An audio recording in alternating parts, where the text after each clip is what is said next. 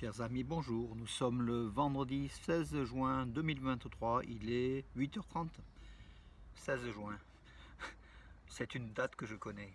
Donc quelques news de l'Arménie, de l'Artsakh et des diasporas arméniennes. De l'Arménie tout simplement.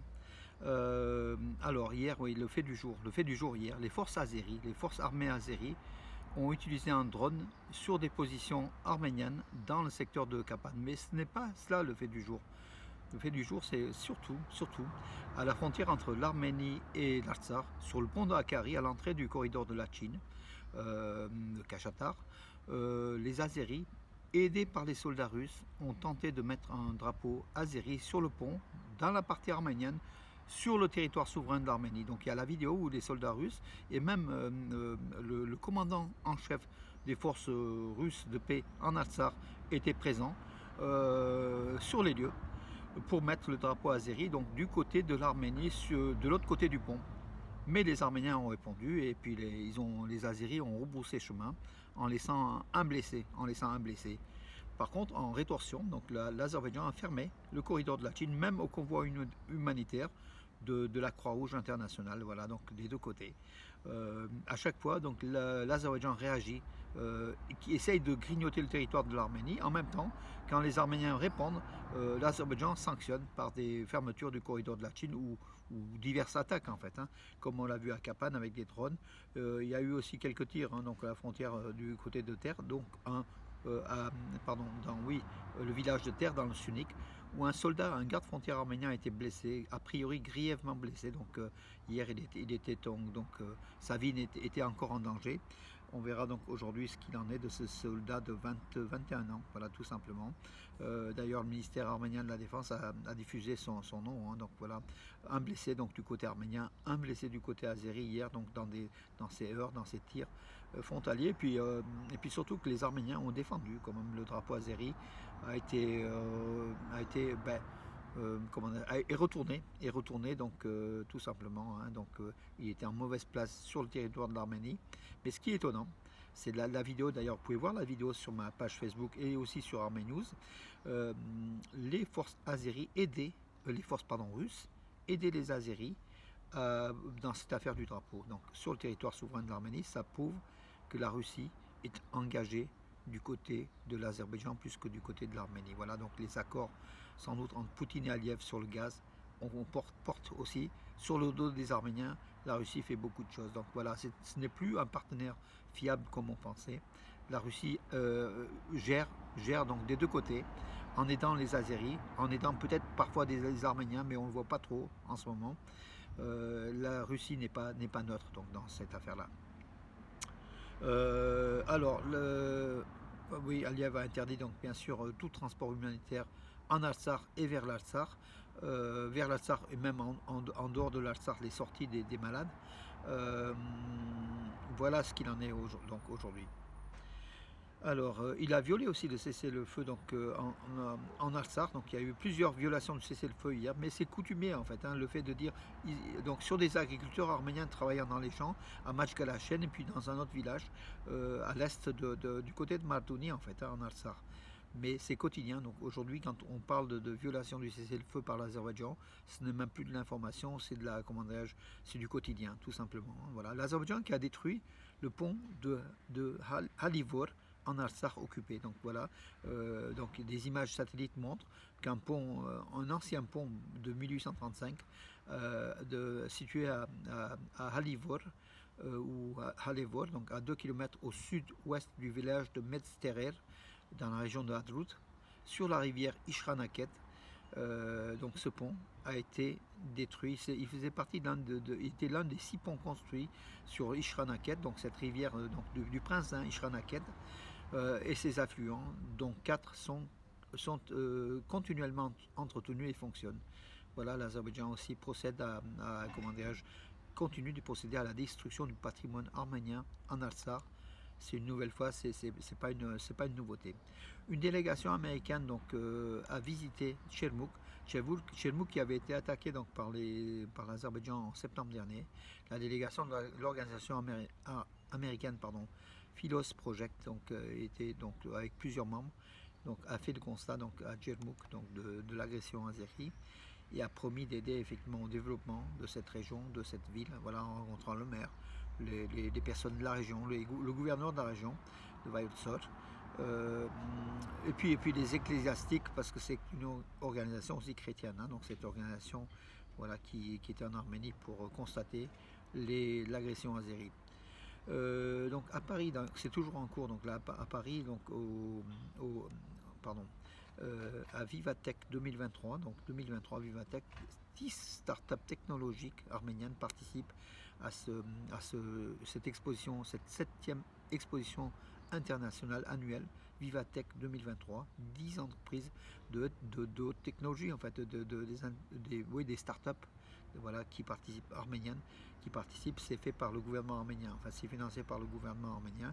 Ils sont tous dans le pavillon arménien d'ailleurs, vous pouvez visiter parce que c'est le, comment dirais-je, cette expo est du 14 juin au 17 juin, donc voilà, donc Vivatech 2023. Mes amis parisiens, si vous voulez, donc allez visiter et puis faites surtout la connaissance avec ces entreprises, ces startups et puis diffuser l'information, c'est important. On connaît quelques noms en fait, hein, donc de ces, de Armat, donc c'est le programme Armat, donc de beaucoup de sociétés, de Blink, EIA Energizing, Duduk, Tech, IT, Virar, enfin bon, c'est un petit peu, c'est souvent des initiales, hein, donc c'est une dizaine d'entreprises. Bravo à l'Arménie, qui est dont le secteur des hautes technologies, enfin de l'information, le IT, est un des secteurs les plus importants, enfin, qui se développe de plus en plus au sein de l'économie arménienne, qui représente aujourd'hui entre 5 et 8% du PIB, donc de la production économique annuelle, donc voilà, du chiffre d'affaires du pays du moins. Voilà.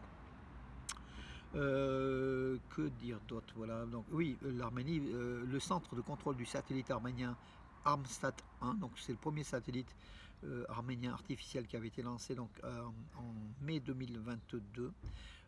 L'Arménie a aujourd'hui un centre spatial en Arménie même qui est prêt à fonctionner, à suivre justement à suivre ces satellites avec ces images des frontières, de la frontière de l'Arménie, des images importantes que l'Arménie est à même de traiter. Jusqu'à présent, elle sous-traitait donc à une société donc qui avait lancé la société même qui avait lancé donc le Armsat 1. Donc c'était une société basque espagnole. Ça avait été lancé au Cap Canaveral aux États-Unis. Voilà.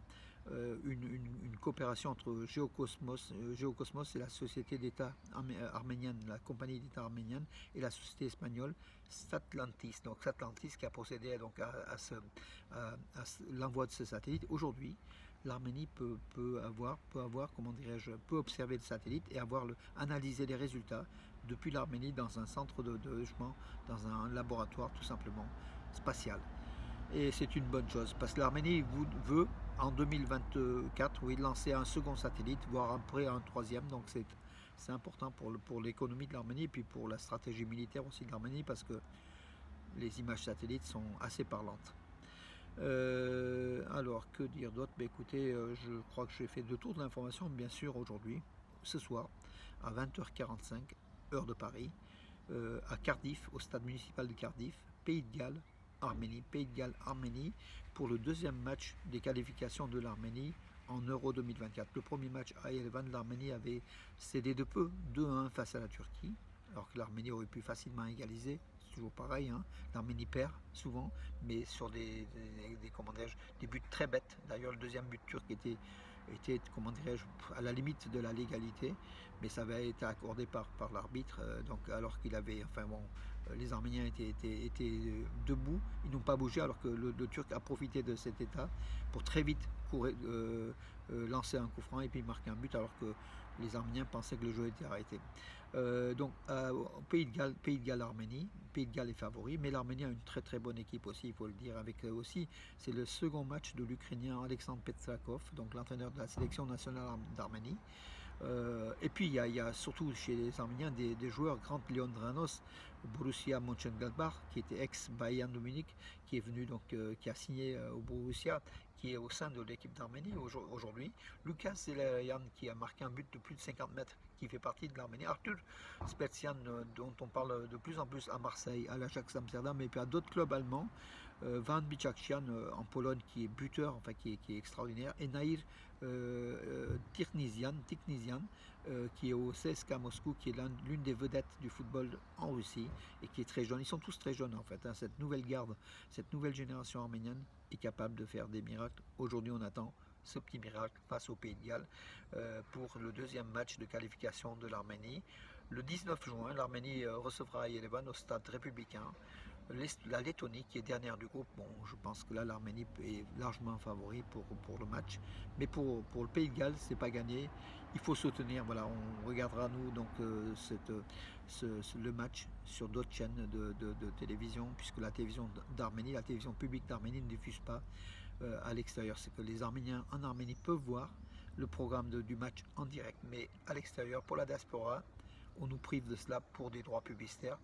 Mais une nouvelle fois, la fédération arménienne, si elle veut avoir beaucoup de supporters de la diaspora, les 8 millions d'Arméniens de la diaspora, il faut que la fédération arménienne réfléchisse aussi à faire diffuser sur la chaîne publique d'Arménie en direct les matchs de l'équipe nationale d'Arménie, tout simplement parce qu'on est des supporters, on est des fervents défenseurs de l'Arménie et de la sélection nationale d'Arménie aussi à travers justement notre intérêt. Voilà mes amis pour aujourd'hui, le beau soleil, le beau temps aujourd'hui, on va profiter, mais il va faire de plus en plus chaud et c'est vrai que la terre bouge et c'est assez inquiétant pour ce mois de juin qui est comme un mois d'août en temps normal. Enfin voilà mes amis, en tout cas on pense à l'Arménie, à l'Artsakh et les 120 000 Arméniens toujours soumis au blocus après plus de 6 mois, voilà. Et l'affaire du drapeau azéri montre l'ambition de l'Azerbaïdjan de grignoter au-delà même de l'Artsakh, grignoter sur le territoire de l'Arménie, avec peut-être la complexité des Russes qui ne bougent pas en tout cas, mais qui aident même des fois les Azéris à planter un drapeau. Mais le drapeau a été retourné et bravo aussi à nos soldats qui ont tiré et qui ont blessé un Azéri. Ce n'est que légitime défense, c'est le minimum qu'on avait à faire mes amis. Voilà pour aujourd'hui, je vous donne rendez-vous à demain mes amis, bonne journée, et pour moi ce sera mon anniversaire.